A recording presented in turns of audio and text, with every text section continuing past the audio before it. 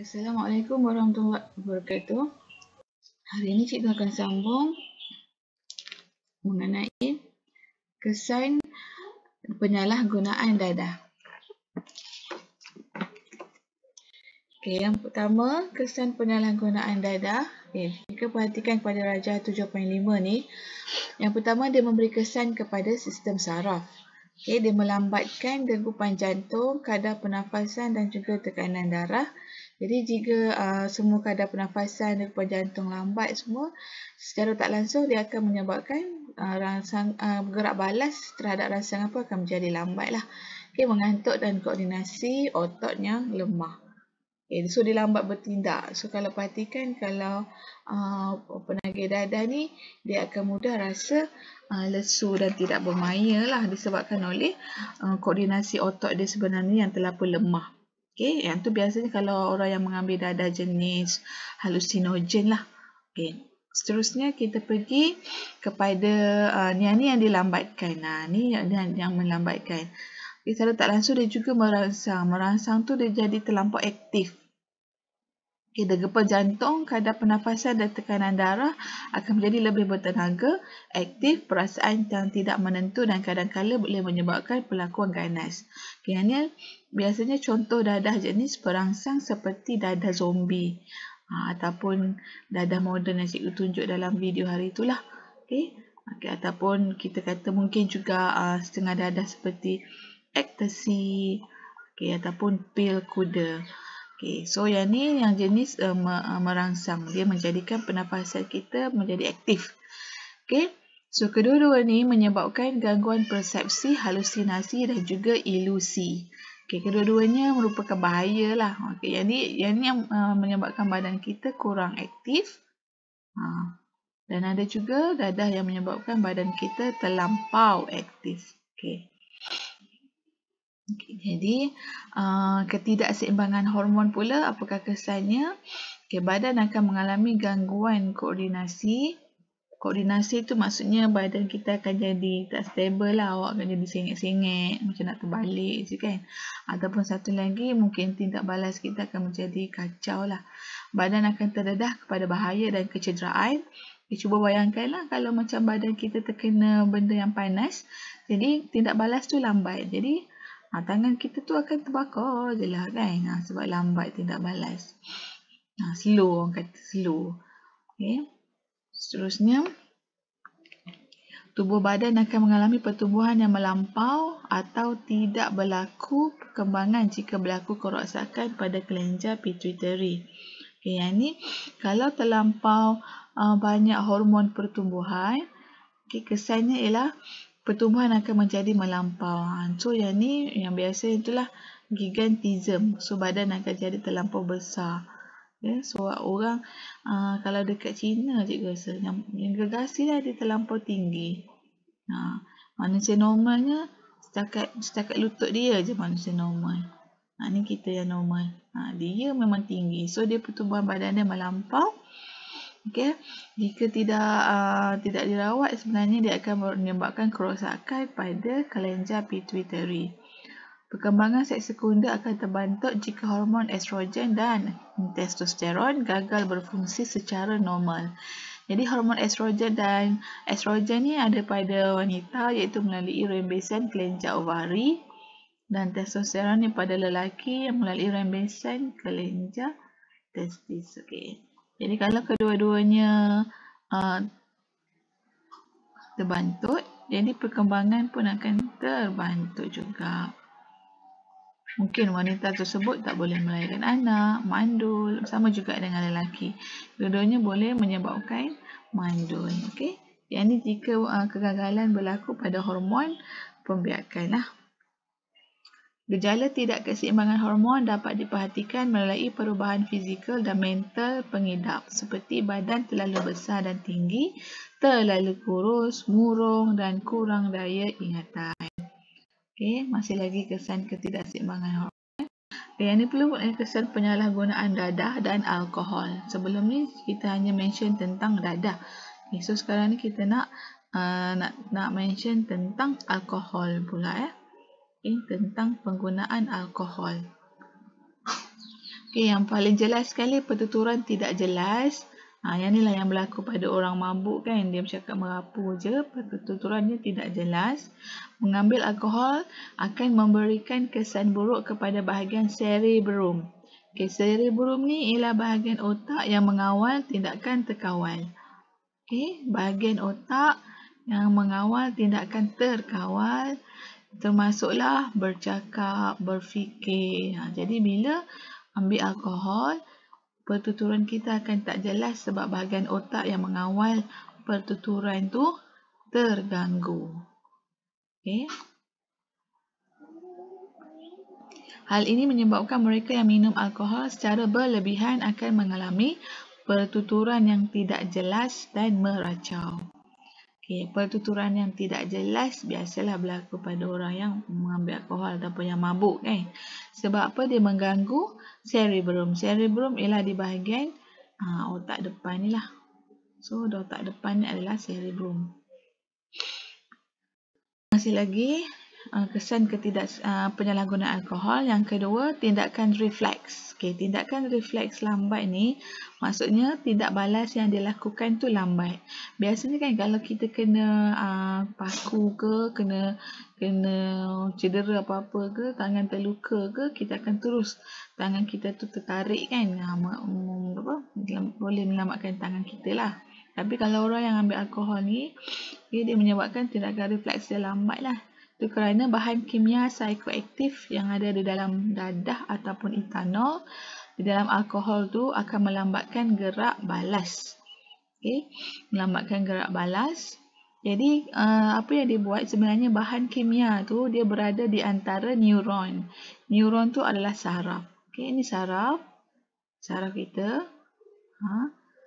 Okay, ini punya sel neuron lah. Neuron adalah sel saraf. Okay, ini adalah sel saraf. Ini adalah neuron yang satu lagi, neuron B. Okay. Ini neuron A, ini neuron B. Arah tindak balas tu, isyarat gerak balas tu dalam bentuk impuls. Impuls tu adalah dalam bentuk cetusan elektrik kan. Tenaga elektrik. Jadi bila dia mengalir, sepatutnya kalau yang biasa, dia akan teruslah mengalir dan terus pas kepada neuron B. Tapi dalam kes orang yang ambil dadah atau alkohol, bahan kimia psikoaktif tu, dia berada di celah-celah neuron. Ni bahan kimia dia. Jadi bila dia duduk situ, dia jadi penghalang lah. Dia menghalang neuron tu ataupun impuls tu dia hantar ke neuron yang bersebelahan dengan cepat. Macam kita kan, kalau kita tengah jalan, ada bahan halangan, ada pokok ke, ada kayu ke kat tengah jalan, kita punya larian akan jadi lambat kan. Macam tu lah. So, bila tengah lari-lari tu, tiba-tiba ada paku, ada kayu. So, kita akan berhenti, kita akan jadi lambat lah larian kita tu. Sama macam neuron ni lah. Jadi, bila impuls saraf tu, dia nak mengalir, dia nak hantar maklumat pada otak kita suruh angkat tangan, terganggu sebab ada bahan kimia kat tengah-tengah ni. Bahan kimia ni boleh hadir disebabkan oleh dadah ataupun disebabkan oleh alkohol. Jadi bila ada bahan kimia dekat celah-celah tu, tindak balas tu akan menjadi lambat. Bahan kimia ini akan berada di antara neuron afferent dengan interneuron. Okay, interneuron inilah A dan B. Pergerakan impuls akan terhalang dan akan melambatkan proses penghantaran maklumat ke otak. So, dia akan melambatkan. Hal ini dapat diperhatikan pada penagih dadah dan mereka yang minum minuman beralkohol secara berlebihan. Okey, ni adalah neuron penghantar lah, neuron afferent, dan ni adalah interneuron. Jadi awak nampak macam cetusan elektrik tu impuls lah. Okey, jadi apa yang dia buat? Dia mengganggu dekat celah-celah ni. Okey, bahan kimia tu dia berada di celah-celah neuron menyebabkan penghantaran tu menjadi lambat. Sebab itulah penagih dadah tindak balas dia lambat. Okey, seterusnya yang ketiga, kesan dia adalah hilang keseimbangan. Pengambilan dadah dan minuman beralkohol akan menyebabkan koordinasi otot yang lemah. Okey, koordinasi otot ni maksudnya otot bahagian kaki kita lah menjadi lemah mengakibatkan cara berjalan tidak betul, terhuyung-hayang dan juga hilang keseimbangan badan.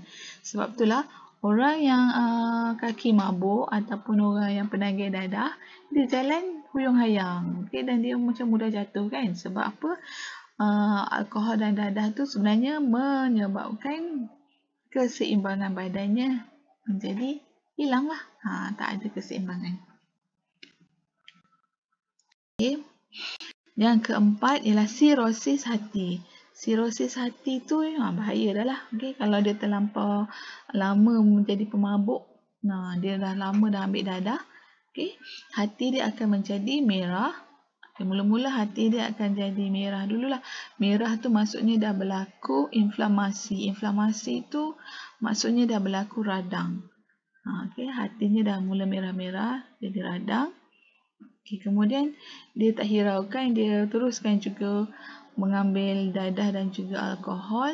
Okay, lama-lama dadah dia lama-lama hati tu akan menyebabkan sirosis.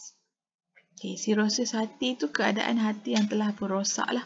Okay, di mana kita boleh nampak di bawah dalam gambar ni, hati tu memang buruk lah, berparut, mengeras dan tidak berfungsi seperti hati yang sihat. Jadi parut dekat hati ni, yang luka pada hati tu akan merebak secara perlahan-lahan sehingga fungsi hati hilang sepenuhnya. Matilah kalau hati dah rosak. Okay. Hati yang sihat memang dia berwarna merah macam ni. Okay.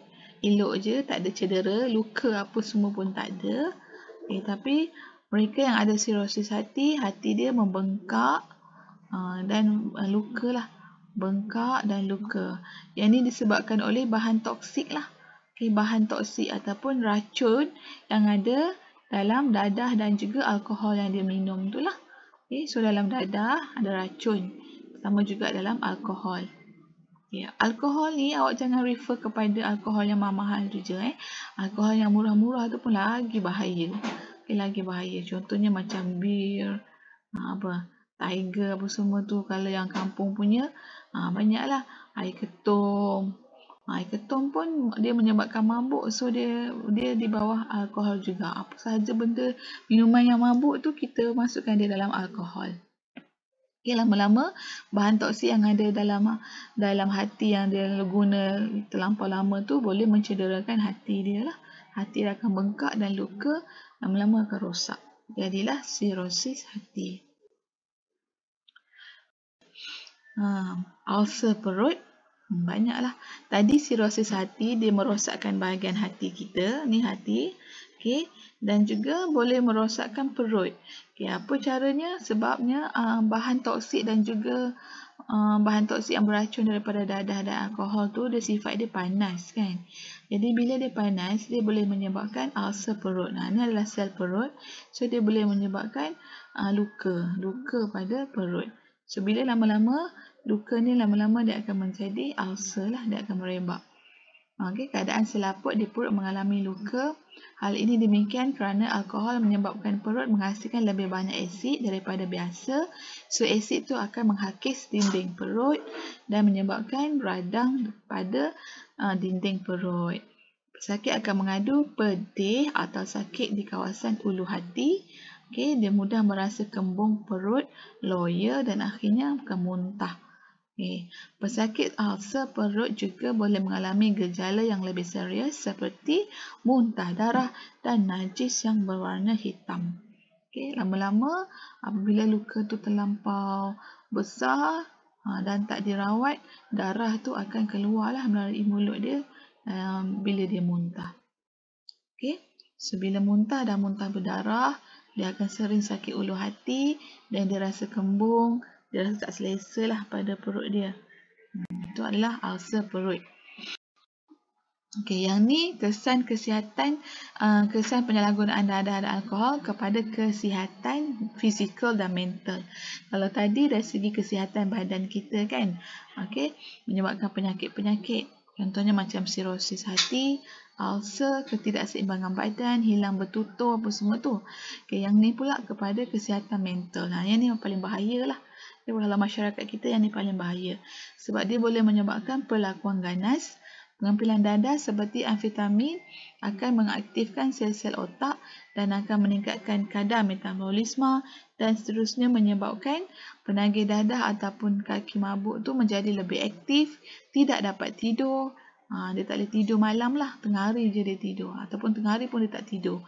Kita manusia ni kalau kita tak boleh tidur, kita akan jadi nak mengamuk kan, macam nak marah orang. So sama. So dia akan bersikap ganas dan juga agresif.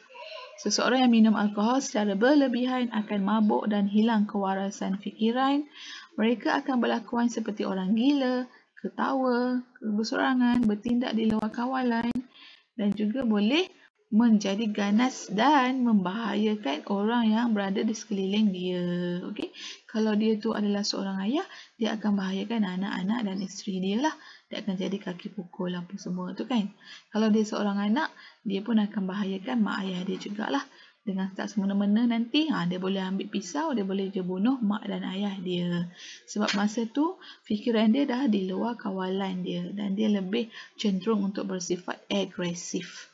Okay, bahaya Jadi kalau ada siapa-siapa yang jiran tetangga awak ke yang dia memang penagih dadah, jauhkan diri daripada dia sebab penagih dadah ni kita tak boleh jangka tingkah laku dia. Okay? Kadang dia okey, kadang dia bahaya, kita tak tahu. Kadang kita nampak dia normal je kan. Tapi bila dia nak jadi ganas, anytime je. Tu yang bahaya lah.